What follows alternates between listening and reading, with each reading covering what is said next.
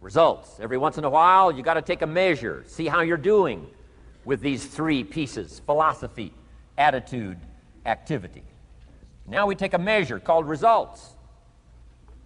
What is the results at the end of the day, the results at the end of the week? You can't let too much time go by without checking.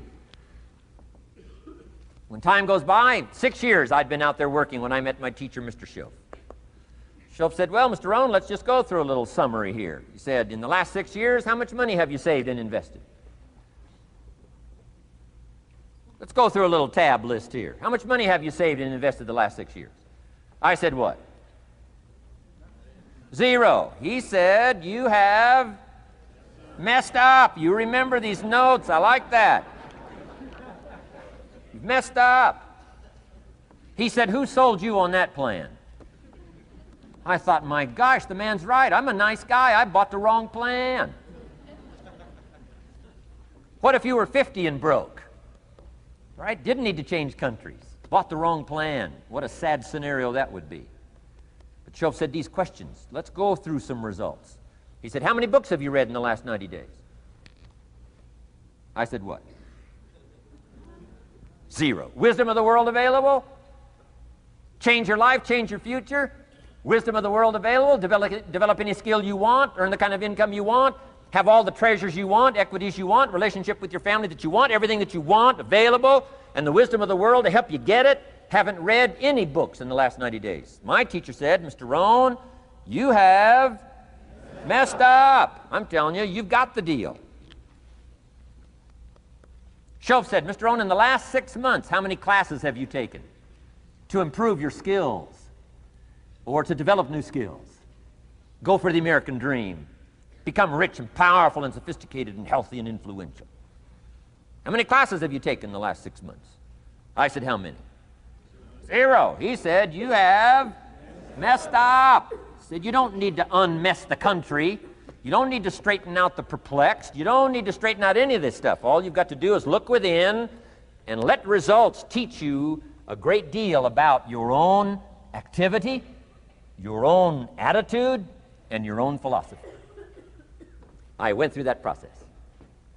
Take this phrase home. Results is the name of the game. What other game is there? Results.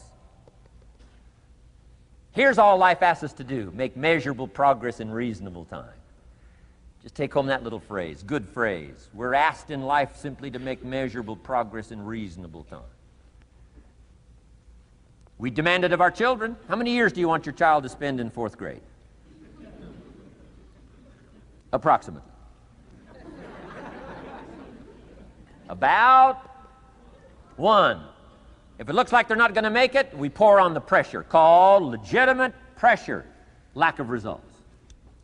Peer pressure, family pressure, school pressure, community pressure. Every other kind of pressure we can bring to bear. Why? You can't stay more than 1 year in 4th grade. As parents, you'd have to leave the community. You say, well, what if they're nice kids? Wouldn't you give them 3 or 4 years? And the answer is no. You got to make better progress than that.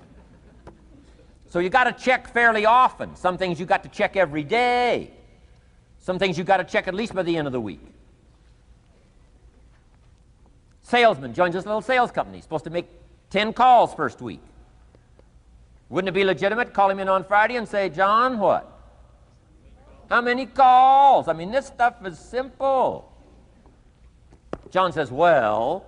Say, John, well won't fit in this little box here. Well. Now John starts with a story. You say, John, I made this little box so small so a story won't fit. I don't need a story. I need what? A number. A number. What will a number tell me? Everything. John's supposed to make 10 calls. What if he made 20? You say, wow, wow, we got somebody. What if he only made 1 call? Whoa. Will that tell us something about John's philosophy? And the answer is yes. Will it tell us something about his attitude? Of course. Will it tell us something about his disciplines? Of course. And if he wants a lesson in life change, all he has to do is be willing to face the numbers and come up with the results that will teach you to either celebrate if you got good results or fix whatever needs to be fixed in your philosophy, attitude, activity called disciplines. You don't need to go anywhere else. I do believe in affirmations. They are valuable as long as you affirm the truth. Because it says in ancient scripts, the truth, what? Will set you free. Free to do what? Amend your errors and pick up new disciplines. That's what the truth is for, to help us amend our errors and pick up the disciplines for life change. That's what the truth is for. So I do believe in affirming the truth. If you're broke, best thing to affirm is, I am broke. You put that up on the refrigerator where you can see it every day. I mean, that's how you do that.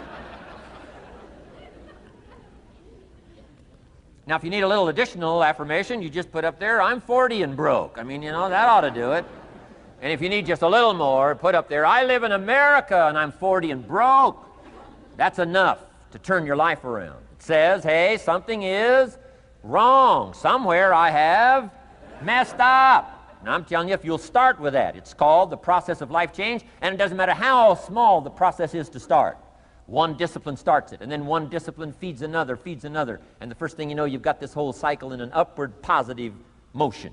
And it's called life change. It's called income change. It's called health change. Relationship with your family change. Equities unprecedented that you can have in numbers that will stagger the imagination if you do not curse what's available and start amending what's possible to get the results that you want. I don't think I can put it in any better language.